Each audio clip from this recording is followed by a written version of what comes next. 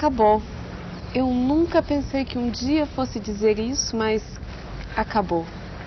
Essa é a nossa última viagem de leitura.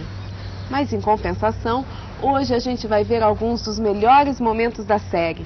E mais, hoje você vai receber 10 mandamentos para trabalhar com a leitura e a escrita.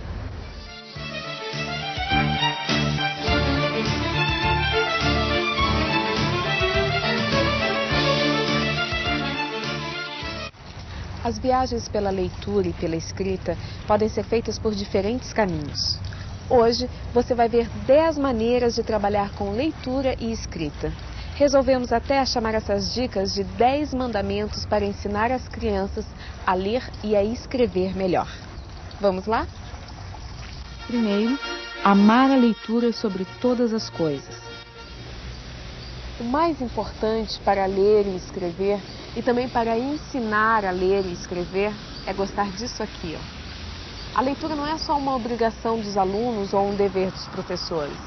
Antes disso tudo, a leitura, mesmo de assuntos sérios, deve provocar prazer, deve ser uma coisa agradável. A gente precisa saber que ler não é um sacrifício, ler é uma satisfação.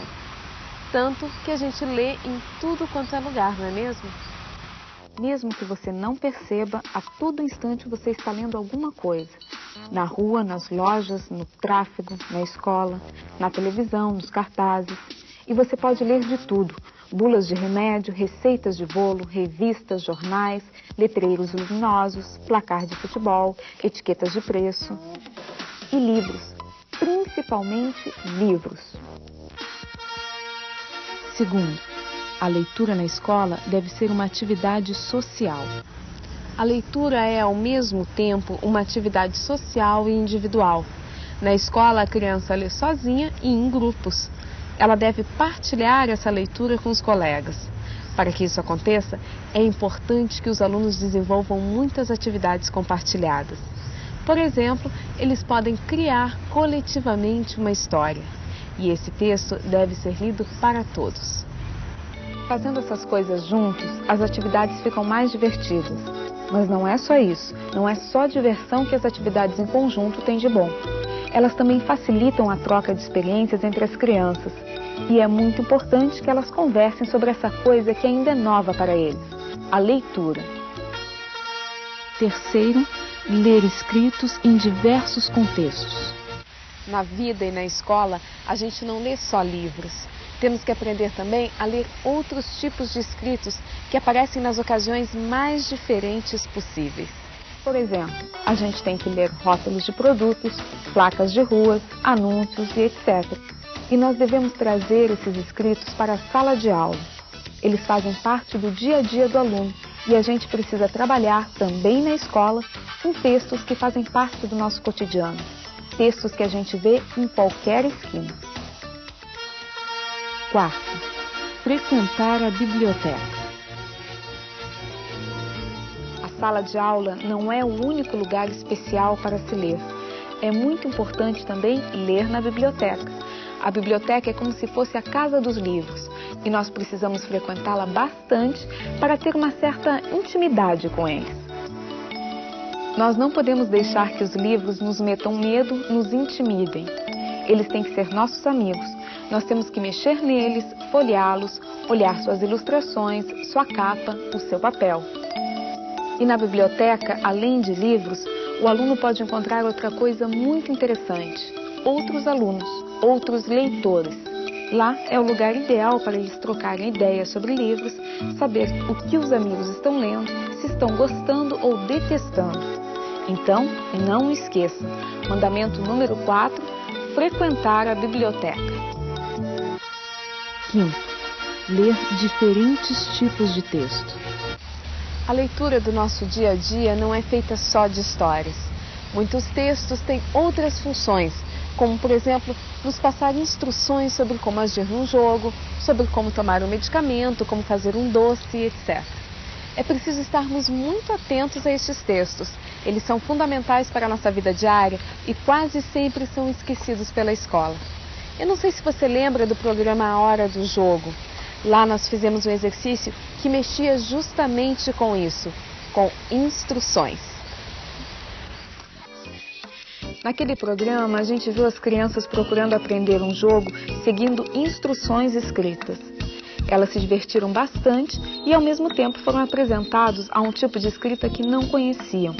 E quando a gente aprende uma coisa ao mesmo tempo em que se diverte, essa coisa fica bem guardada na nossa memória. Sexto, conhecer o processo de criação de um livro. Quando um livro chega até nós, ele já passou por várias etapas. Já passou pelo processo de produção gráfica, pelo ilustrador e pelo escritor. É muito importante que as crianças tenham consciência de todo esse processo de criação. Elas precisam saber de onde vêm os livros e como eles são feitos. E isso não é só para satisfazer a curiosidade da criança, mas também para que ela compreenda melhor o que é a escrita do texto impresso. Como é que você se sente escrevendo um livro? Como eu me sinto? É como se eu estivesse brincando, que nem criança quando está brincando com o seu brinquedo preferido. É assim que eu me sinto. E eu acho o máximo, porque ao mesmo tempo que a gente se diverte, a gente pode dizer uma série de coisas que a gente acha importante. Assim como a Lia falou da escravidão, eu posso falar de outras coisas que eu acho importantes também. Eu acho que é um trabalho muito interessante, porque primeiro a gente está lidando com a comunicação, a gente está falando com alguém, e depois a gente pode falar dessas questões que realmente são importantes para cada um de nós. Sétimo, respeitar a linguagem oral. A linguagem oral é tão importante quanto a linguagem escrita. Agora, por exemplo, você está me escutando através da fala e não da leitura. Mas como é que a gente pode mostrar para as crianças algumas características da linguagem oral? Existem várias formas, mas um jeito muito interessante de trabalhar essa linguagem é através dos provérbios e ditados populares. O homem que não sossega com a mulher merece castigo de várias. Não deixe para amanhã o que você pode poupar hoje. Quem cochicha, rabo espicha. Pau que nasce torto, não tem jeito, morre torto. Quem conta um conto, aumenta um ponto. Pimenta nos olhos dos outros é refresco, mas Frases como essas que você viu agora são passadas oralmente entre as pessoas e geralmente já existem há muito tempo. Mas seja através dos ditados populares, seja através de um outro exercício qualquer, o importante é que você sempre tenha em mente este sétimo mandamento: respeitar a linguagem oral.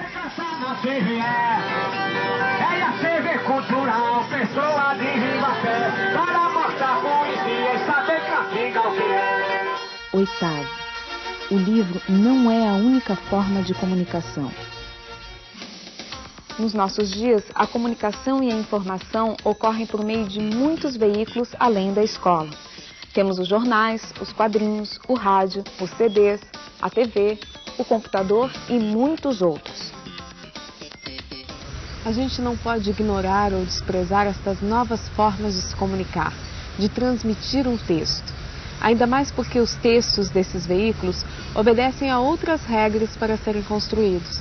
É o caso, por exemplo, do comercial de TV e das histórias em quadrinhos sobre as quais a escola deve propor exercícios. Nós fizemos isso no programa Vendo TV pelo VT.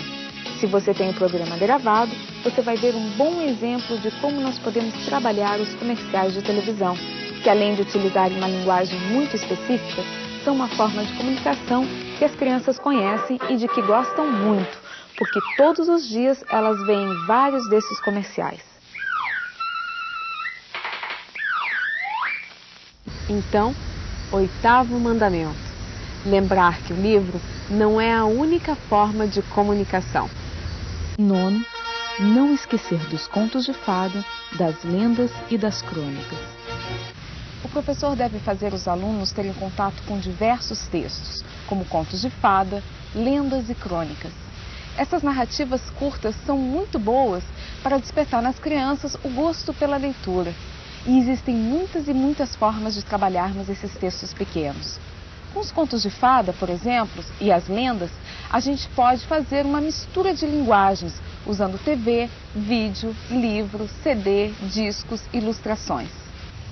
E com as crônicas, nós podemos fazer uma espécie de jogo de quebra-cabeça, deixando, por exemplo, com que o aluno complete parte da história. Ele pode criar o início, o meio ou o fim para uma delas.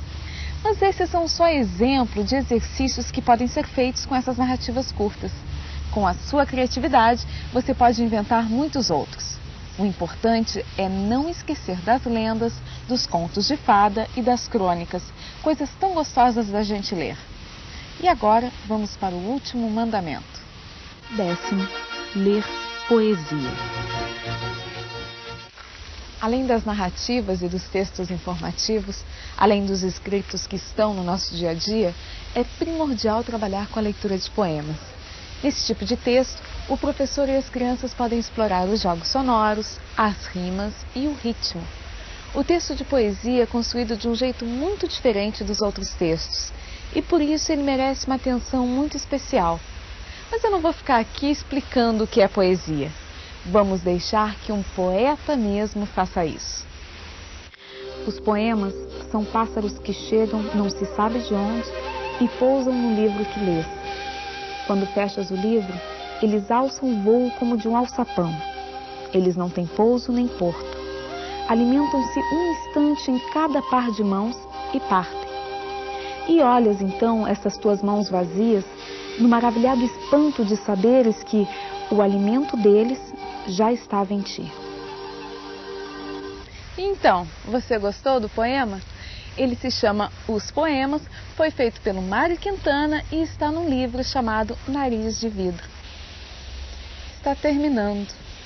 É triste, mas está terminando. Eu espero que os nossos 15 programas tenham sido úteis e divertidos para vocês. Para mim foi bem divertido. Pena que este é o último. E o pior é que dessa vez eu não vou dizer até o próximo programa ou até a próxima, como nas nossas outras 14 viagens de leitura. Dessa vez eu vou falar tchau.